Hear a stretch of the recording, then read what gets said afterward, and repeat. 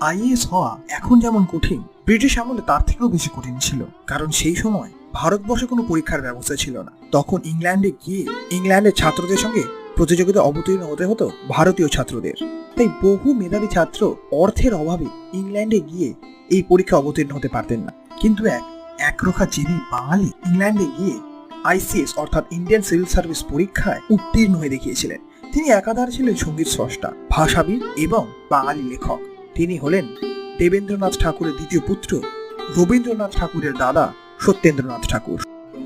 IAS হওয়া এখন যেমন কঠিন, ব্রিটিশ আমলে তার থেকেও বেশি কঠিন ছিল। কারণ সেই সময় ভারতবর্ষে কোনো পরীক্ষার ব্যবস্থা ছিল না। তখন ইংল্যান্ডে গিয়ে ইংল্যান্ডের ছাত্রদের সঙ্গে প্রতিযোগিতা অবতীর্ণ হতে হতো ভারতীয় ছাত্রদের।